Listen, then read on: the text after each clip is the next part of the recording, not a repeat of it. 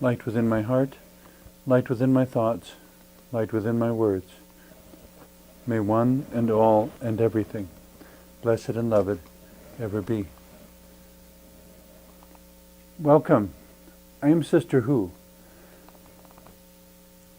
Humanity by its very nature lives within societal and social settings. One is born into a family, born into a community, born into some context. That individuality and the context of community of some description are inseparable. Even in the fictitious stories of Tarzan of the Apes and so forth, he was raised by apes. There were stories of people raised by wolves. Even for the fur trappers who ventured into the Old West, there were Indian tribes around them with whom they may have avoided or interacted with, but even for them there was a community of plants and animals upon whom they were dependent in order to survive. There is no example of individuality that doesn't have a constellation of relationships around it. The problem with these societies is by finding things that work for most, it is common, normal, I guess you could say. I kind of dislike the word normal, but the usual pattern is that certain methods become standardized, and when everybody does things in the same way, it becomes easier to manage larger and larger populations. The problem becomes when there are still anomalous individuals born who need adaptations, who need something a little bit different. And the challenge to society is how do we maintain an environment and a system that can accommodate so many different differences. Within the United States, well, jumping back to myself a bit here for a moment, I grew up initially within the Roman Catholic Church, then experienced a wide spectrum of Protestant churches and then other religions as well. All sorts of different possibilities. Ultimately, when I went through theological school and somebody asked me at the conclusion of that, so what are you? I found the most resonance with people who have been described as mystics. The interesting thing about mystics is that they have arisen within virtually every religion humanity has ever created. And as I studied them, it seemed that they had more in common with each other than they had with their own religions. But the three things that I noticed that all mystics seem to have in common is that they focused on the questions more than the answers, the essence more than the form, and in spite of having thereby conceived of the divine as mostly mystery, they had this intense relationship with the divine that affected every moment of their lives and changed the way they experienced life dramatically. Because of my own spiritual path, I guess, I'm not as familiar with Eastern religions, but especially in the last few months, I've been getting a lot of fan mail from people in Malaysia and Indonesia, and I guess there are variants of Buddhism there, but there are all sorts of other local religions as well.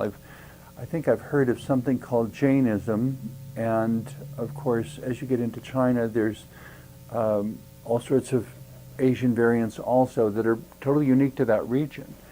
And I don't mean to be disrespectful to anyone by not including them. I would welcome any opportunity actually for those people to be guests in future shows so that we can learn more about how they understand and relate to things spiritually. What are their conceptions of creation and the universe and the purpose of life and so on. From my interfaith perspective, nonetheless, for me it kind of comes down to this basic point of life being primarily about the growth of the soul. The challenge to that, of course, is this very open-ended question of what allows the soul to grow. It's not so much about whether we're rich or poor or what nationality or race we are, but what we learn by whatever the experience is. If there's a good experience, what did we learn by it? If there was a bad experience, what did we learn from that? The saddest person to me is the person who has an experience and learns nothing from it. In a similar sort of way, looking at it from the opposite side, it seemed to me in all my experiences in the world of theater that if the audience comes to a show and is unchanged by the performance, if they watch, they laugh, they applaud, they go home, and they're just the same as when they arrived, I don't think the actors and the actresses have done their job. There needs to be something so compelling about the performance that the audience is confronted with something new, with a new perspective, with a new experience, a new insight. Somehow the audience goes out after the show having learned something, having grown in some way, having been touched by the metaphors and the words and the music and the images of the play or of the musical in such a way that they will live life differently from that point on, that the play gives them the ability to understand something or to process something difficult, to relate to the passing of a loved one more constructively, to relate to the occurrence of misfortune more constructively. Within every story that is read or performed on stage or described in summary within a newspaper, or in this technological age, I guess, described within an online article, within every story, there, behind it all, is a real person who is simply trying to figure out, in this unique situation, in this unique context, sometimes with extenuating circumstances, what do I do? And with every insight, how should I then live? Because of what I have learned here, how should I then live? How are things going to be different from this point on? And if they are no different, then I don't think the audience has really seen anything or really heard anything, and I don't think that the actors or actresses or the people who presented the new insight or perspective or information to them have really done their job. If students go through a classroom in an educational system and leave the class the same as when they came in, maybe having a few more facts in their head, but really being unchanged and living their lives just exactly the same way, I don't think the teacher has done his or her job. Because ultimately it's not about memorizing the books or memorizing the facts or going through the motions. It's about being fully alive and respecting that, when we sit down to eat, that if you eat meat, that there are animals who gave their lives so that your life could continue. And if you are eating vegetables, to understand that there is plant life that gave its life so that your life could continue. And just when we think that plants have no sentience, I read a book once that described this experiment a scientist did, and it was profound and humbling and very sobering, I think, that they wanted to find out whether plants had awareness or sentience or understanding. And so they hooked up some device, if I understand correctly, that was measuring some kind of microcurrent electrical response or something in this at the cellular level within the plants. And they brought someone in the room who was very fond of plants, and the meter stayed very steady. And they brought someone in the room who had, prior to entering the room, taken a plant and ripped it all to pieces violently and thrown the pieces on the floor, and then washed their hands with soap and then walked into the room.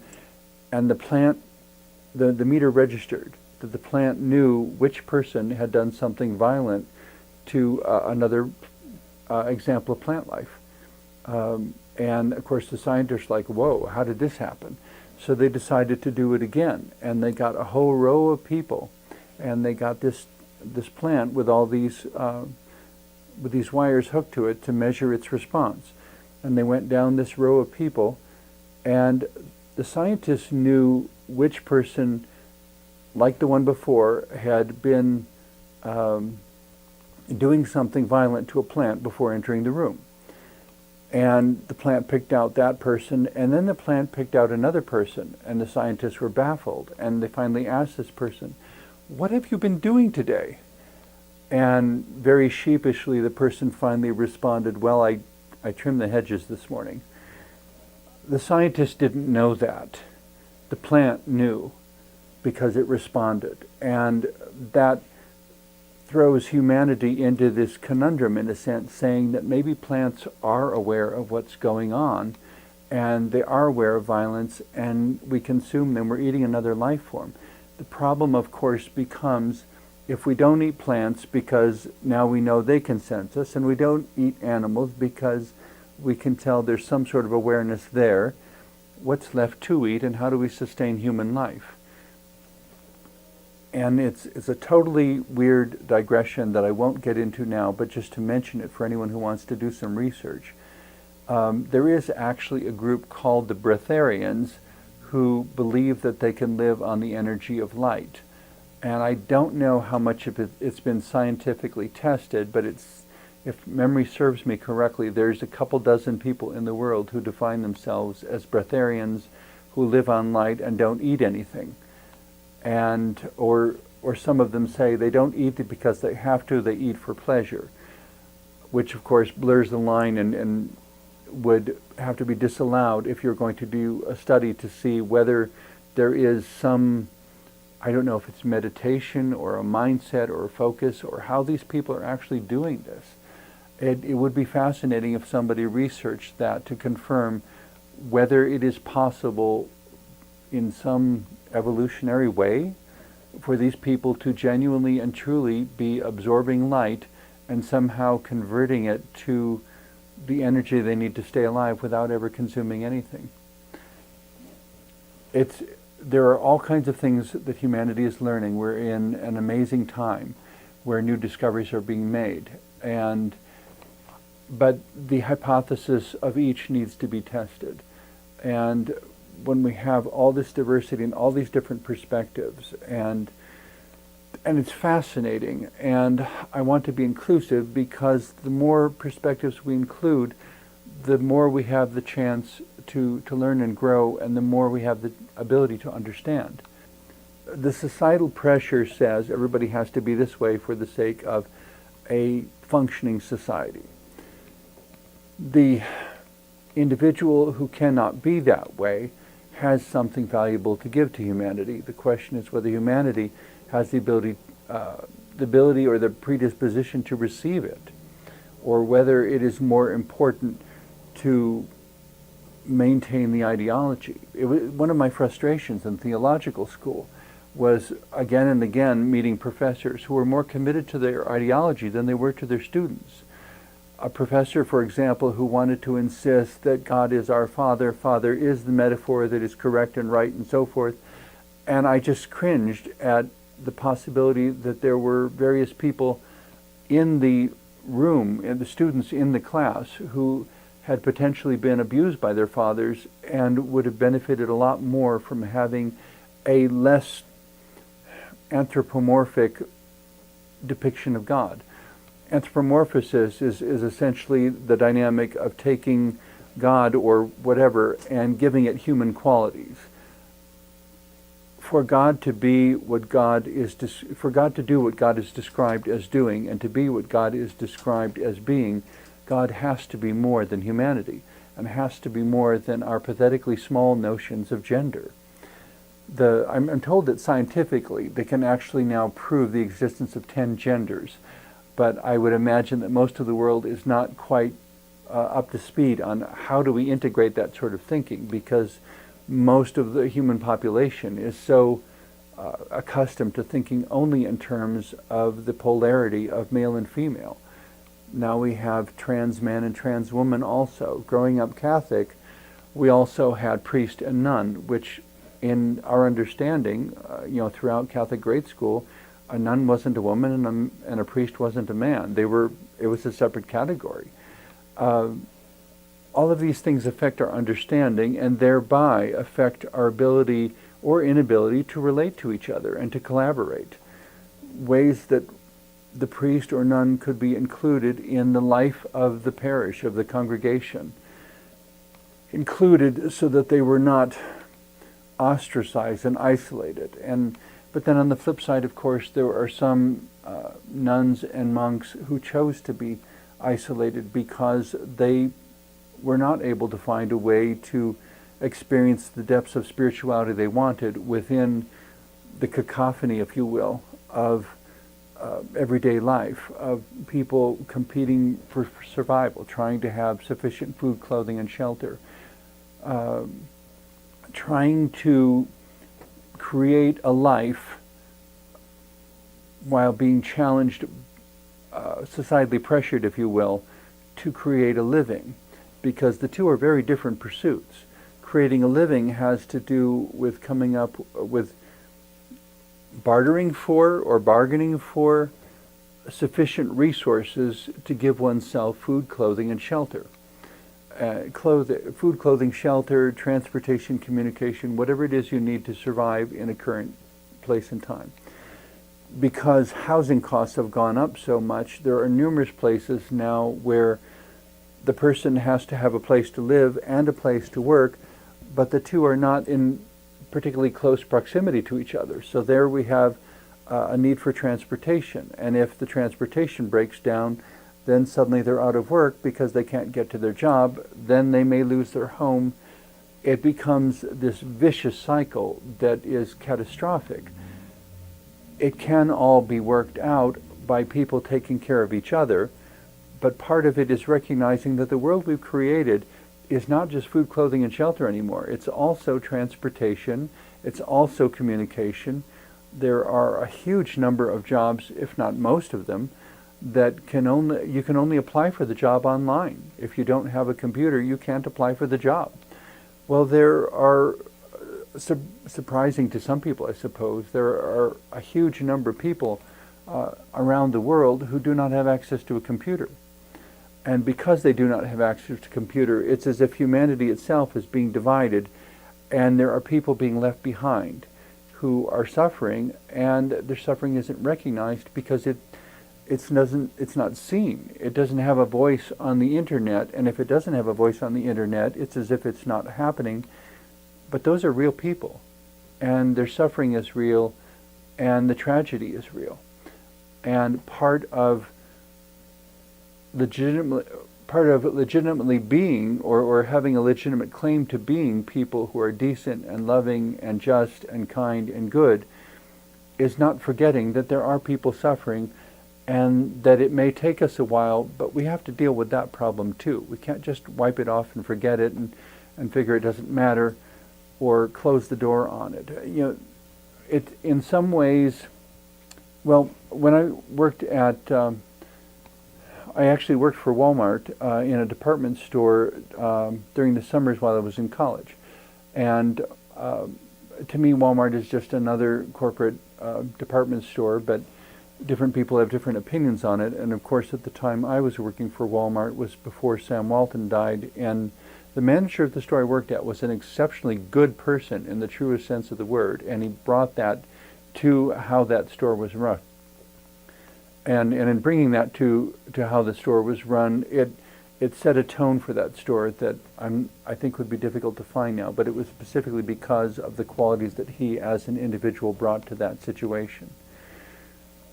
The wonderful thing about that, I guess, and I realize I'm jumping around here again, but tying it back to societal pressure, what was created within that store specifically because of the ministry of that manager, if you will, was something that resisted and contrasted with the societal pressure around the store. Before Walmart came to the town I grew up in, there was a class of business owners and there was a working class population. And the business owners kind of lorded it over everyone else and charged outrageous prices, and that's why a lot of the clothing that I grew up with had to come from thrift stores and discounts, and once a year we would buy a single pair of jeans for me because there wasn't any money for more than that. And we would go into this store and the clerks would kind of look down their nose at us like, what are these lowlifes doing in our store? But that was all that was available. And so once a year we got some new clothes, but other than that it was always hand-me-downs and thrift store finds. It was a societal pressure that existed that maintained a class-driven society of who were the rich and who were the poor, who were the working class and who were the decision makers. And when Walmart came to town, it was the first time that working class people got to have nice things. And so in that sense, I have a very different experience of it than some of the things I hear described within arguments about the corporate system. Ultimately, I'm not sure the corporate system works for anybody except the people running it, but that was kind of what happened with before Walmart came to my hometown as well. The system worked very well for the business owners. They had a very nice life. It didn't work particularly well for anybody else, but the working class people had no voice in the decisions and the way the community was run. That was all decided by the wealthier business owners. And there were people suffering whose suffering was being ignored and unheard. And the business owners fancied themselves to be wonderful, good, decent, loving people, and anyone in the working class would have laughed and said, not. And I don't want to say they were all bad people. I think they meant to be good people, but they did not reach out. They did not associate. They did not integrate. They did not respect the poor people of their community. They maintained a very separate life. And within their little circle, I'm sure it was comfortable and beautiful, and they were kind to each other and so forth.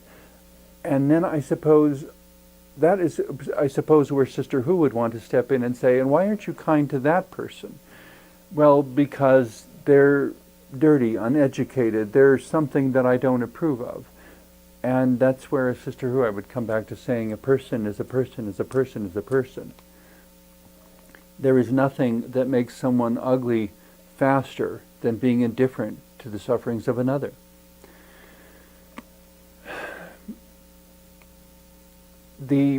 Probably one of the more inspiring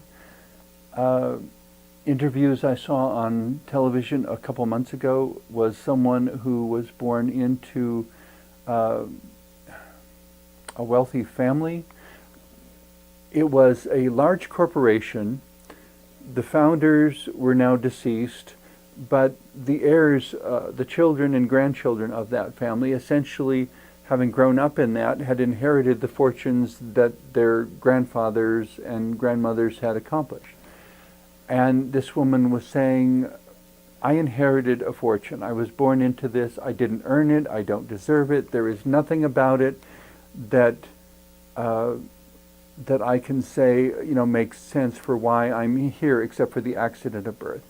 And even being one of the very few wealthy persons, I guess, who's willing to speak out about inclusivity and economic distribution, she said, we need to create a system, we need to create a system that takes care of everyone, but the thing she was especially bringing out that I thought was really quite profound and wonderful is that the economic systems of humanity have changed such that what her grandfather did to create that initial fortune can no longer be done. That the way that corporation was founded and grew to be the prosperous corporation that it is cannot be done within the present time because of the ways that the economic laws and systems have changed.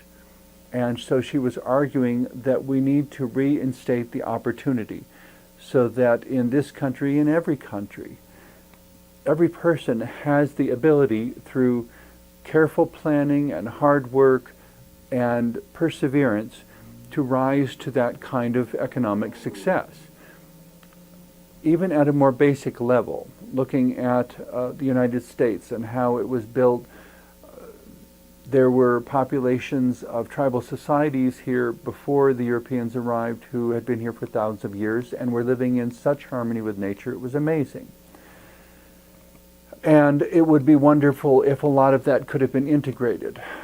History is obviously a rather sorry story on that point, but what I was trying to bring out is that as these Europeans moved across the country and multiplied, we put in roads and railroads and built houses and log cabins initially, and then better houses after that, and sod houses initially, and then more usual houses, and building methods changed. There were people who made all kinds of sacrifices to make all that happen, and the current generation stands on the shoulders of previous ones. Physically, economically, sociologically, spiritually, we stand on the shoulders of our predecessors. And we could not be doing what we're doing if they had not done what they did. There are so many things in contemporary life here that would be impossible. What makes it all the more peculiar to me, however, is that the laws and the restrictions and the governance that has come into place has made everything that made our journey possible illegal. And so I think it comes back to setting our laws aside for a moment and reminding ourselves what the original goal was, and that this societal pressure has become so blinded by what it's pursuing that it has, by the superficial experience, that it has forgot what the original goal was. And it's time for all of us to take a step back, stop, pause, take a breath, look around, remember each other, and deal with how our systems have become a runaway freight train, and bring them back to being an inclusive human family where everyone matters. Thank you very much for watching. I hope my comments have been helpful to you.